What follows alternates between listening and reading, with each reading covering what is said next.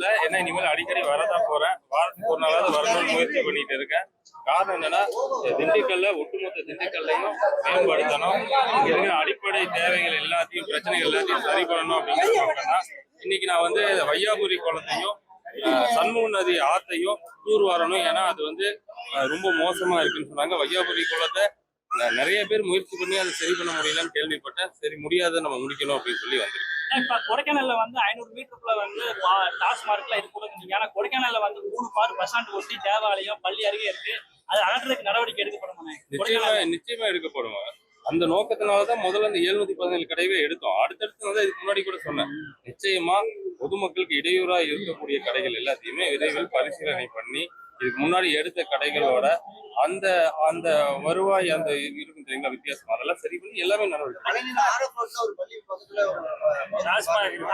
அந்த அந்த டாஸ்மாக் மட்டும் கிடையாதுன்னா, பொதுமக்களுக்கு எந்த பக்கம்லாம் இடையூறுல இருக்கு டாஸ்மாக், அது எல்லாத்தையும் 100 மீட்டருக்குள்ளதான் இருக்கு. அது நீங்களே இப்ப அதுதான் சொல்றேன்னா, அந்த மாதிரி இருக்க கடைகள் அங்க இந்த பகுதி மட்டும் கிடையாது, தமிழ்நாடு ஃபுல்லா இந்த மாதிரி இருக்க கடைகள் வந்து மறுபடியும் லிஸ்ட் எடுத்துட்டு இருக்கோம். கூடிய வரையில அதுக்கான ஒரு ஆணை வரும். அதாவது நமக்கு என்ன நோக்கம்னா, அந்த கடையை ஒண்ணு எடுக்கணும், இல்ல இடமாற்றம் செய்யணும். இதுதான் அரசு ரொம்ப தெளிவா இருக்கிறோம். அதுல ரெண்டுல ஏதோ ஒன்று நடக்கும். நீங்க திண்டுக்கல் மாவட்டத்துல பொறுப்பு அமைச்சரா இருக்கீங்க. பழனிப்பகுதியில வந்து கடந்த ஆட்சி காலத்துல மண்ணுல அதிகமா எடுத்து செங்கல் சுவையா பதுக்கிட்டாங்க. அந்த மாதிரி இடங்கள்ல கனிமவளத்துறை அதிகாரிகள் ஆய்வு செய்து அபராத விதிக்க நடவடிக்கை எடுக்கணும். அது நிச்சயமா அதுக்கான துறை அமைச்சர் வந்து சொல்லியிருக்கிறாரு, இங்க வரேன்னு சொல்லியிருக்காரு. அவர் மூலமா அது நடவடிக்கை. மதுபானெல்லாம் வந்து கூடுதல் விலைக்கு விற்கக்கூடாது, சட்டமன்ற கூட்டத்தொடர் முன்னாடியே வந்து எம்ஆர்பி கொண்டு வரணும்னு சொல்லியிருக்காங்க. அது இன்னும் யாராவது இந்த கேள்வி கேட்பீங்கன்னு காத்துட்டு இருந்தேன். நானா எப்படி சொல்றதுன்னு யோசிச்சேன். உண்மையாலும் அதுக்கான சட்ட வரைவு தயார் பண்ணிட்டு இருக்கிறோம். எனக்கு தெரிஞ்சு இன்னும் 2 நாள்ல வந்து அது மேல்மட்ட அளவுக்கு அந்த ஃபைல் மூவ் பண்ணிடுவோம். ஒண்ணு. ரெண்டாவது, எல்லா பக்கமும் ஒரு பரவலான குற்றம் என்னன்னா, அது வந்து 10 ரூபா அதிகமா விற்கிறாங்க, 20 ரூபா அதிகமா விற்கிறாங்க. அந்த மாதிரி வந்து எல்லா பக்கமும் ஒரு பரவலான குற்றம் இருக்கு, குற்றச்சாட்டுகள் இருக்கு.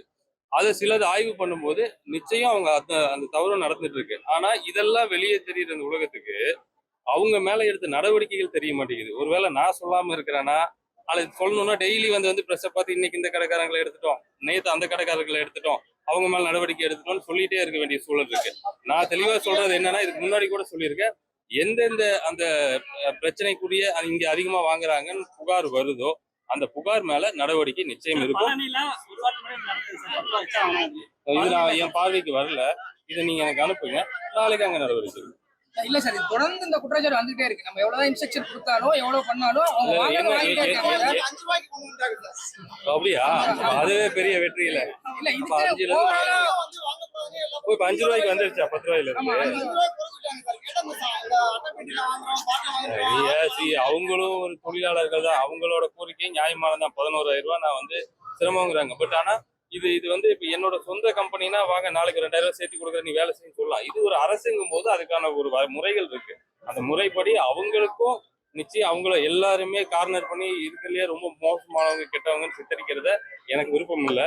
அவங்களுக்கான அந்த ஊதிய உயர்வுகள் பரிசீலனை இருக்கு, அதுவும் சீக்கிரம் கொண்டு வரும். நீங்க அமைச்சரை தாண்டி வந்து கட்சியில பொறுப்புல இருக்கீங்க. பள்ளியில வந்து 2 பிரிவா வந்து தாவைகள் இருந்தாங்க, அவங்க ஒன்று சேர்க்கறதுக்கான வாய்ப்பு இருக்கா சார்? எல்லாரும் ஒரே பிரிவா பின்னாடி ஆனா 2 பேர் இருக்க நடத்திட்ட உதவிகள் எல்லாமே தனித்தனியா கொடுக்குறாங்க. அவங்கள சந்திச்சு திட்டம் கொடுக்குறாங்கல்ல, நல்லா ஒன்றிணைஞ்சு செஞ்சாதான் கரெக்டா இருக்கு. வருங்காலங்கள்ல ஒன்றிணைஞ்சா ஒரே இடத்துல செய்வாங்க, 2-3 நேரத்துக்கு செய்யறாங்க. எல்லா கட்சியிலயும் பிரச்சனை இல்லாத கட்சிகள் ஏதாவது இருக்கா?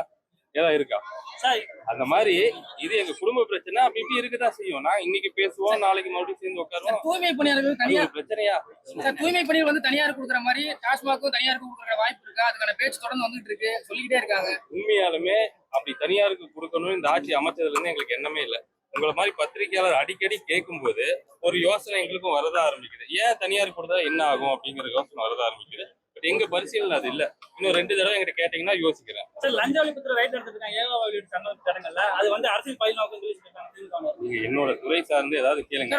அந்த கேள்விக்கெல்லாம் பதில் சொல்லுங்க. மின்வாரியத்துறை சார்புல இன்னைக்கு வெள்ளை அறிக்கை விடுறாங்க சார். டாஸ்மாக் சார்ந்து இது வரைக்கும் நடந்த ஏதாவது வெள்ளை அறிக்கை வர வாய்ப்பு இருக்கா? எல்லாருக்குமே வெள்ளையா தெரியுது டாஸ்மாக் நடந்த ஊழல்லாம். பட் அது இன்னொரு அடுத்த வாரம் குற்றச்சாட்டுக்கு நடவடிக்கை எடுக்க வாய்ப்பு இருக்கு. எடுக்கிறதுக்காக தானே குற்றச்சாட்டே சொல்றோம். ஏன் அவசரப்படுறாங்க? அவங்களே கேட்டு வாங்கிக்கிறாங்க. கொஞ்சம் பொறுமையா இருங்க, நாங்க கொடுக்குறோம்.